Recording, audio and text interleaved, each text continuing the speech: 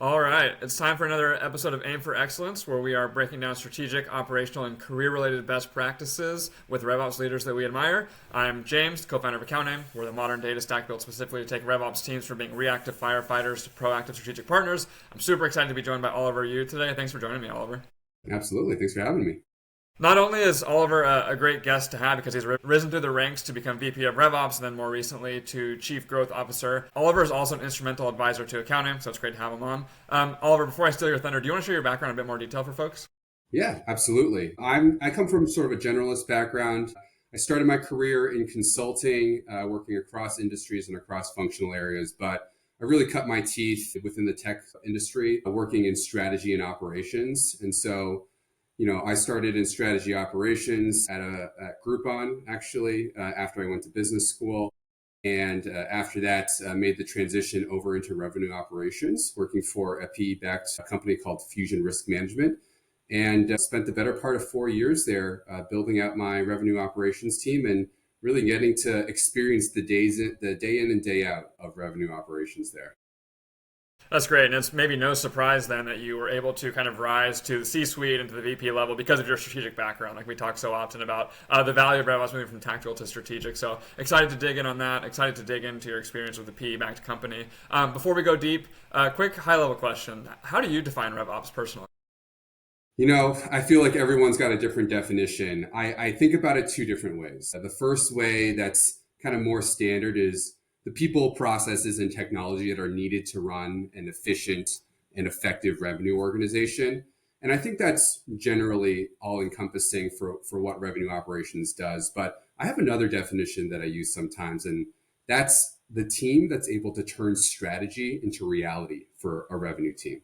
I want to talk a little bit about that when we get to it, but I really think it's important that revenue operations also view themselves as a true operations group to be able to translate strategy into execution and work with your cross-functional stakeholders as well, and not just an insights engine.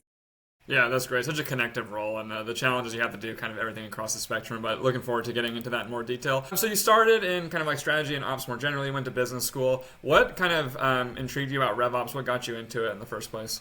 Yeah, it was really interesting. I actually, I don't know how common this is, but I kind of fell into revenue operations. I knew that I wanted to take on a little bit more ownership in sort of the overall go-to-market. And when I was in strategy and operations, I was launching new products and new features, but it was very small scale in terms of what I was doing. And I knew what I had there was applicable in different contexts, but I hadn't really heard much of revenue operations at that point. And actually, the PE firm that my company was owned by reached out, and they were looking for someone to really help them scale the business. And at the time, I was actually interviewing for a chief of staff role. But after the interview process, they offered me this revenue operations role to start building out the team. And really, once they described what the responsibilities would be and how impactful it would be in the achievement of their value creation plan, I was hooked. And, from there, it was, just sailing along that RevOps journey. That's great. And if, one of the sharpest kind of private equity investors out there is tying RevOps to a very strong impact to their value creation plan, like proof that RevOps is super valuable. So that's actually a really good segue to like working for PE-backed companies. So at Fusion, you guys were owned by one of the sharpest private equity owners out there. Like maybe say a little bit more, how did they think about that value of RevOps? Yeah, RevOps is one of the first hires they're thinking about outside of the leadership team. Obviously, you got to get the leadership team in place when you're purchasing a new company. But outside of that, the chief of staff role that I had been interviewing for and the revenue operations function were the two things that they were thinking about. Because when your value creation plan is built around scaling go to market, really, oftentimes it's about taking the company from one stage of growth to the next, right? And in order to do that, you have to have the right operational processes, the technology, and the people in place. And for our company, when I joined, we were much smaller and I'd say a lot more earlier stage in terms of our revenue operations processes. We didn't have the onboarding processes and the ability to scale the go-to-market organization from a people standpoint. And so that was one of the first things that they brought me in for was, okay, well, we have this hypothesis that if we continue to scale the team, that will be able to scale revenue. But in order to do that, we actually need to be able to take the information and expertise within the organization and disseminate it across the go-to-market team. So how do we do that? And the other side that they're looking at too is, okay, well, if that's the case, how do we also think about our target market? Because a lot of companies, as they're growing, they're trying to bite off really anything that sticks in the market, right? And they'll say, if this sticks, I'm going to take that. If this sticks, I'm going to take that. But if you're really trying to focus your dollars and be an efficient revenue organization, you got to figure out where you're going to be the most effective, where your message is landing the most. And those two areas, the private equity firms and really any private equity firm is going to see that and say, okay, if that is part of my value creation plan, the way I'm going to accomplish that is having the right people in place to set that vision and then execute that vision. That's great. If you don't mind, I'd love to double click into each of those two facets a little bit more. So the first was onboarding. The second was kind of target market segmentation prioritization. On the onboarding front, you mentioned, collecting and disseminating like the best practices and the relevant info. Any learnings from there? Like what's the best way to do that, or a piece of advice you'd give folks that are thinking about this topic? Yeah. In terms of onboarding, it's pretty clear. It's pretty amazing how quickly you can tell if someone is going to be a good fit for the company on the sales side within the first month or so of them being at the company. And so in order to put them in that best position possible, for you to have a true evaluation of that person, you got to make sure that you have a good onboarding boot camp. And that's something that that I was thrown into right away is, well, we have this information. We were previously led by the CEO was a founder and he turned the reins over to a new CEO. But how do we take all the information in his head and the other sales leaders that grew up with him and turn that into, okay, here's how we understand our customers. Here's how we understand our market. Here's how we talk about our product, and coalesce that all together in a 2-week boot camp, as well as an ongoing training sessions to help them understand how we did things at Fusion. So it was really interesting because as someone that was new to the organization, I was learning at the same time. But even as I was learning, I was able to process the information in a certain way that I saw some salespeople immediately latch onto, and those ended up being top performers for us. And those that struggled a little bit and or weren't really willing to put themselves out there were the ones that we maybe convinced ourselves at first could be a good fit. But over the long run, we found actually, you know what, we kind of knew early on, we just didn't trust our gut. And that was a really interesting takeaway for me, is that if you put the right processes in place to get someone onboarded, you should trust your gut and understand if someone's going to be a good fit for the organization longer term as well. Yeah, I mean, so expensive to keep folks around that ultimately aren't going to perform when you could be bringing in someone else, especially when you have very aggressive goals. Tell me a little bit more about those signals of a potentially bad fit or a likely bad fit. Like, did you have like a punch list of things you were looking for? Yeah. I think an eagerness to learn, ability to process information, and the ability to sort of organize that information in their head in a way that allowed them to ask intelligent questions and be engaged throughout. As you can imagine, a lot of that, like, you don't need to know the industry. You don't even need to necessarily be a salesperson to start and be like an effective salesperson down the road. But what you do need is a willingness to learn and an innate curiosity. And I think from a sales standpoint, people maybe take that for granted sometimes. But from my standpoint, 100% of the successful salespeople that I've ever met do have that innate curiosity and the ability to sort of process information and distill it down in a way that is useful for them and the other side. Yeah, I mean, that's like discovery in a nutshell, right? Asking good Exactly. questions and distilling information, so it makes total sense. Okay, that's really helpful on the onboarding front. The other side was like the target market, prioritization, segmentation. A lot of PE firms get really kind of scientific with like a plug-and-play model here. What were your learnings here? Like, what's the best way RevOps folks can drive this for their company?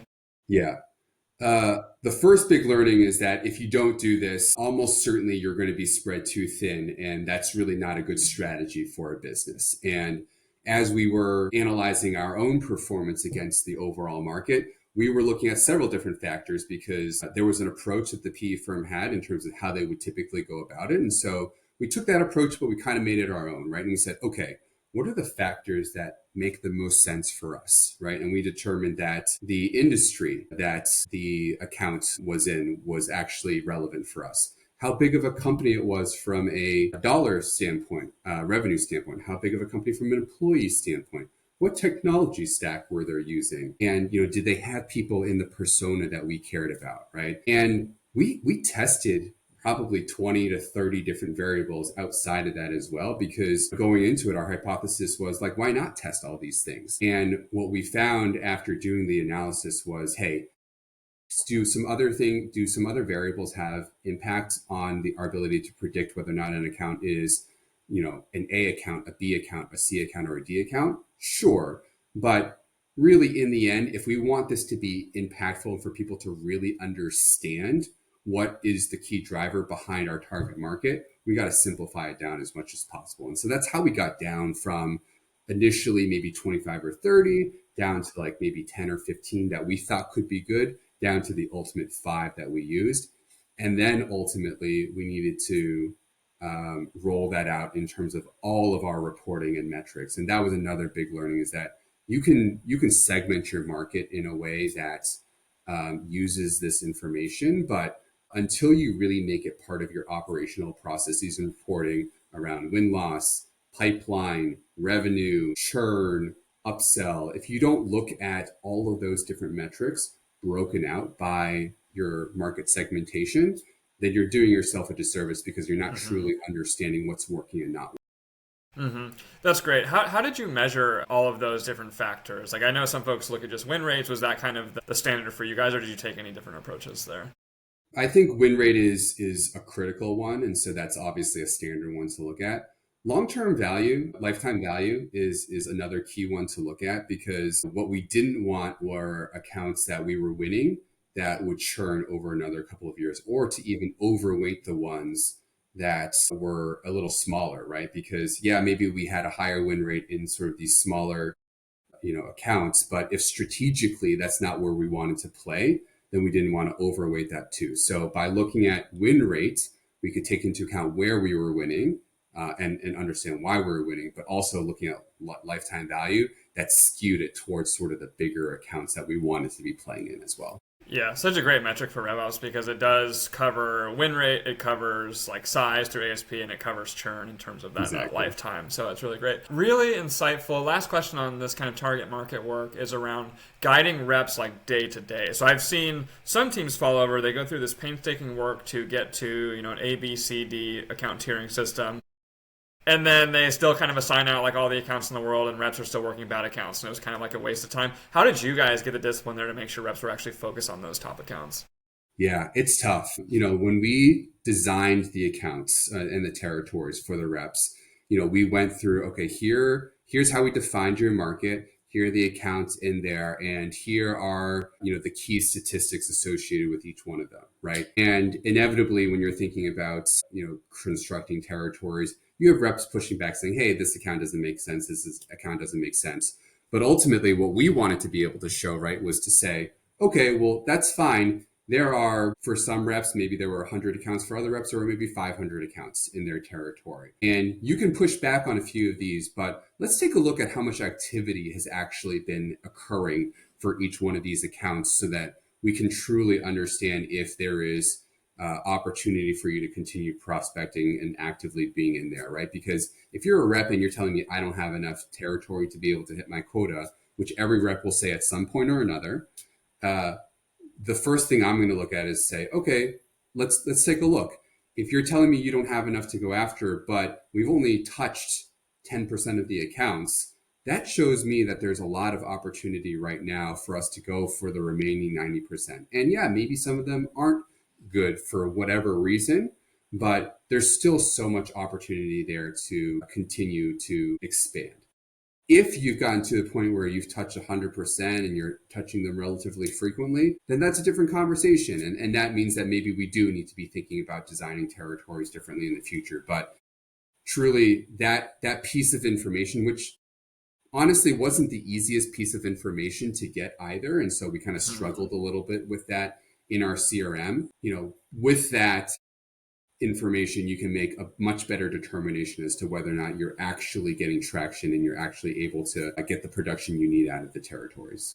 Makes total sense. I suspect we've covered the bulk of it, but anything else that, like in your experience, PE firms want to look at from a RevOps perspective, maybe that's key analytics or just gaps that they're seeking to fill? Anything we missed here?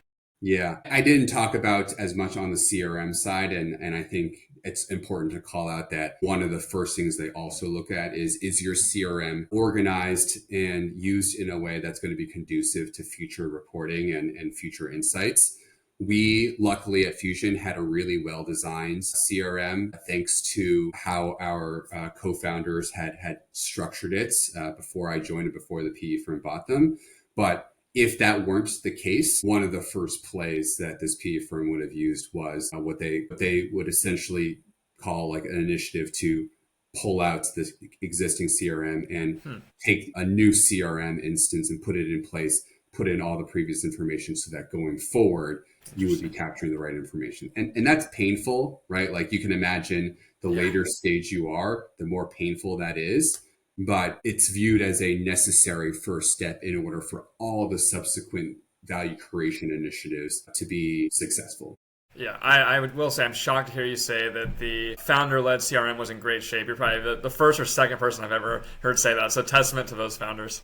It really is, honestly. Our COO, who retired shortly after the acquisition, was sort of the CRM czar of the business. And he did a really amazing job of trying to be forward-looking in terms of what we were looking to do. Now, that's not to say that 2 years after that, we weren't having our own problems with things that we sort of engineered from that point forward to answer additional questions. But to get to that point, about as good of a CRM as you could have.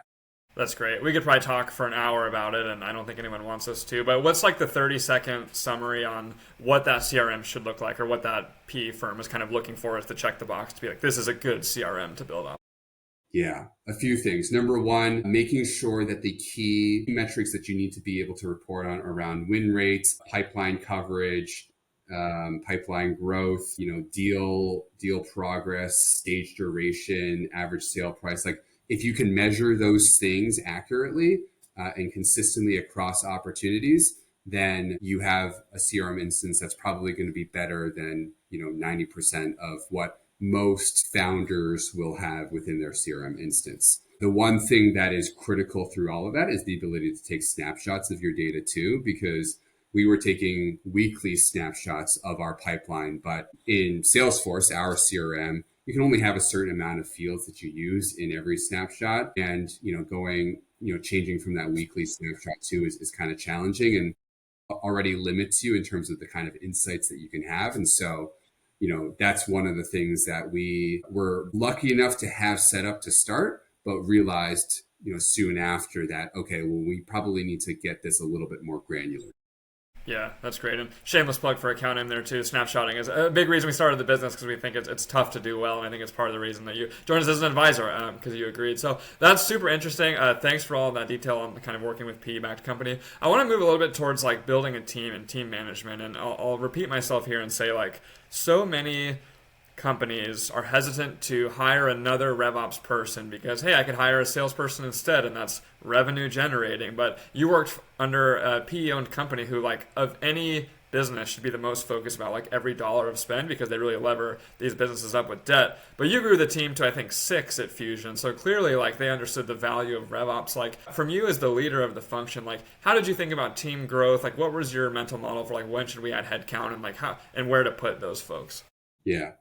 I had the luxury and also misfortune, honestly, of building out RevOps from scratch at Fusion. And I think what that allowed me to do was to really understand where the challenges were within the RevOps responsibility list that I wanted to focus on, what was a priority, and what truly needed some additional support, right? And I think the reason why a lot of people struggle with being able to get additional headcount for RevOps, and I went through this as well, is because they're not able to paint the true vision of here's what I want to use this additional RevOps person for, and here's why I can't accomplish that right now, right? And I think for me, because I started as a team of 1 and then grew it to a team of 6, And every additional person that was adding, I had a very clear vision for what I Mm-hmm. wanted that person to accomplish.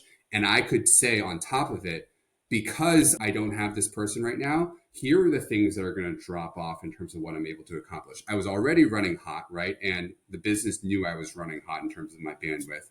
But if we wanted to truly place an emphasis on enablement or analysis or forecasting or any other part of revenue operations, I wasn't going to be able to do that justice and still hold my other responsibilities.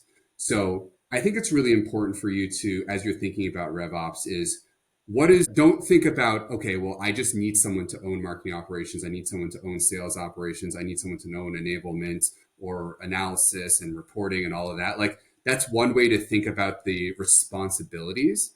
But I do think that a lot of the skills needed to be successful across all those different functions within RevOps are relatively transferable. And so if you end up getting to a point where you don't have enough bandwidth, think about how you can carve out a set of responsibilities that have a similar skill set that you can then plug in and then see how long you can go before you get to the next one. I'd love to be able to say that after you get to a certain stage that there's becomes less scrutiny on getting that additional revenue operations head. But honestly, my experience is that there's always, especially in a PE-backed company, there's always going to be that scrutiny for that additional head. And it's always going to be easier to get an additional salesperson, assuming that you're seeing productivity from the sales team over the revenue operations team, just because there's a number that is specifically tied to a salesperson's head. Yeah, I think that's all really good framing. Just to recap, like getting really specific on what they're doing, what the trades are, and I think when you get specific, you can actually paint the value of that person too. Like, hey, if we can do X, Y, Z better, like maybe we get you probably can't get to a specific number, but maybe we get 5-10% uplift in productivity or visibility or something, and people can start to underwrite that to an extent of okay, that's a worthwhile investment versus just another kind of linear head. I think that's really well put. Hiring specific people, like what do you look for in new RevOps team members? So we talked a little bit about hiring sales folks and early signals, but on like the interviewing front from a RevOps perspective, like what are your kind of criteria that you're seeking? Yeah. From my side, I want someone, it's, the perfect RevOps person is honestly kind of hard to find because you need to find someone who's the balance of being able to be strategic, but also dive into the weeds, get their hands dirty, and also be analytical. And I think all of those things are things that I look for when I'm thinking about a good revenue operations head, someone who can be a thought partner with me as a leader within revenue operations to say, okay, well, if we're trying to accomplish X, this is what we need to focus on in terms of initiatives. And in terms of initiatives, if we're going to do that, here are all the people that need to be involved. Here's where we're missing from a technology standpoint. And like, here's the team that we need to get together in order to actually accomplish that. But outside of that, then you need someone who is able to then jump into the details, right? And say, okay, if we're actually going to do this, I'm not just going to be a project manager, right? I think there's a misconception sometimes right now where in revenue operations, if you're responsible for strategic execution, that you're just there to get everyone to march in the same direction and ensure that you hit deadlines.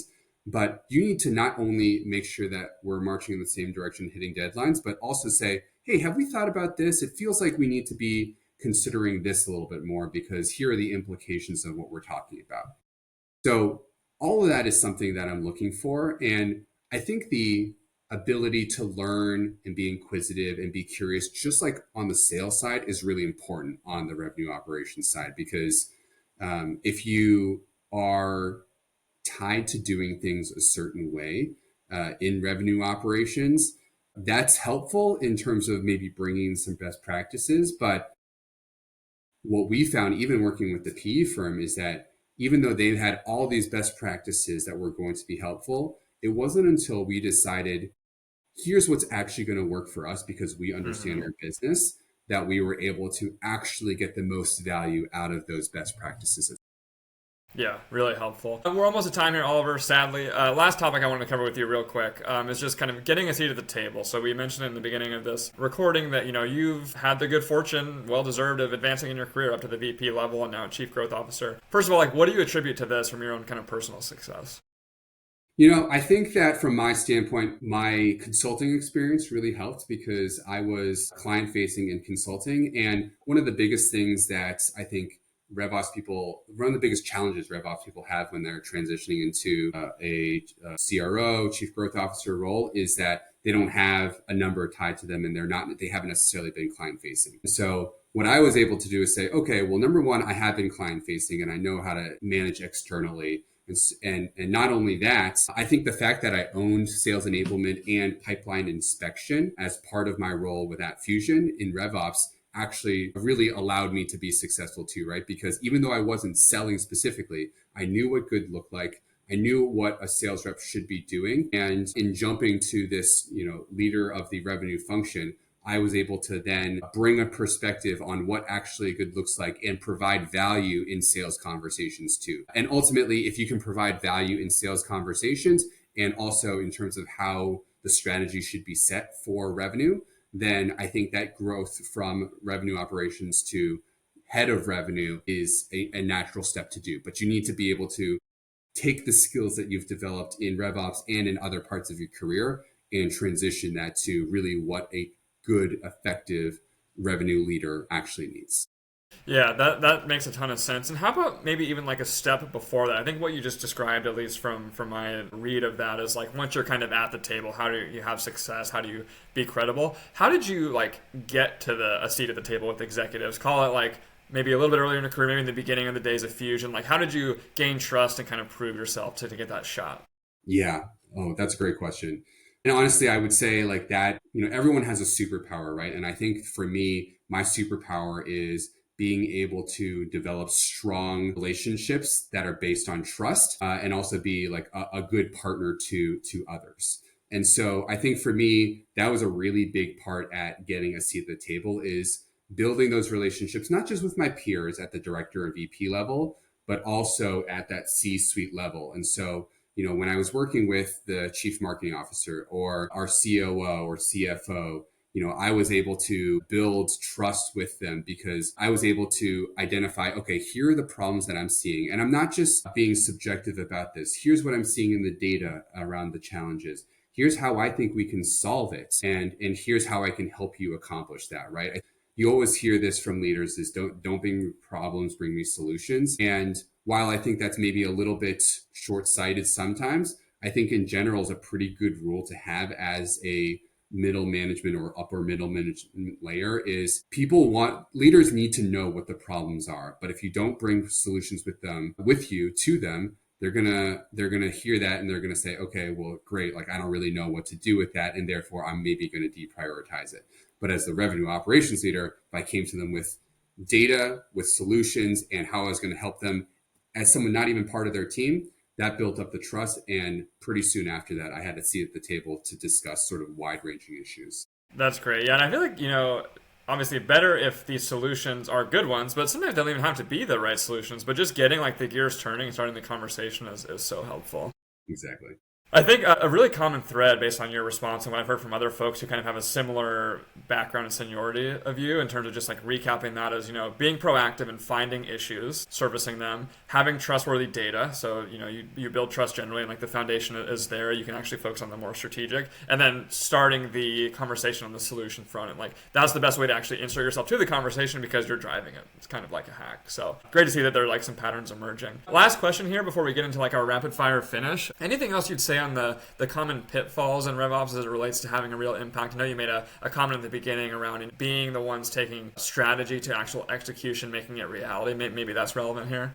Yeah, absolutely. And it's really change management, right? Because I think, I worked with a fantastic CRO who had a great vision for what he wanted to accomplish and putting that vision out there. But what he really needed from me was someone who could take the reins and make sure that it was going to be completed. And I think a lot of, especially once you get to the VP level, right? It's natural to want to take a step back and maybe not necessarily get as mired into the details, into the weeds. Certainly I was able to offload some of my responsibilities to my team. But when it came to true strategic opportunities, I think a lot of team members, whether it's a VP level or all the way down to the analyst level, feel like, okay, well, if I'm just there to make sure things move along, that change is going to happen, and that's just realistically not what's going to happen.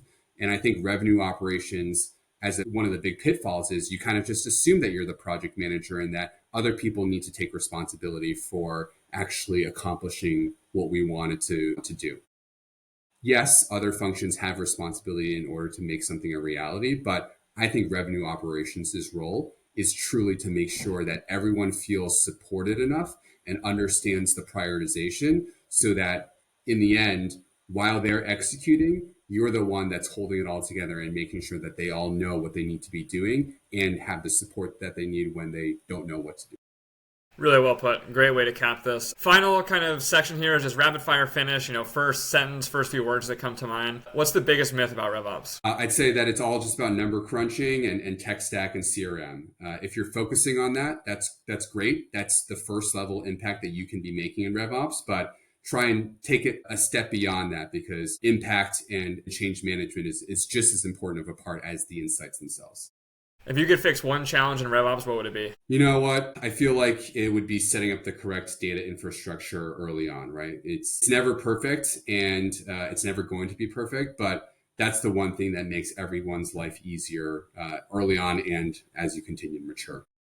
That's a good one. And you've already dropped a lot of sage wisdom here, but is there any additional piece of advice you'd give to someone maybe starting their career in RevOps today? I'd say build strong relationships. You can have all the technical skills in the world, but if you don't have the right functional partners within revenue as well as outside of revenue to utilize the insights and help that you're able to provide out of revenue operations, then you're not going to be an effective revenue operations function and a revenue operations leader. So I think that it's really important that you build up the trust and the relationships, because that's the only real way that you're going to make the impact that you, your executive team, and your investors are going to want to see out of your business. That's great. Well, Oliver, this was awesome, as always, with all of our conversations. I look forward to more of them, as you're an advisor for the company. But really appreciate the time. And, if any folks have any questions for Oliver, send them my way, and I'll funnel them towards him and kind of get back to you. And, thanks again. This was great. Thanks for having me.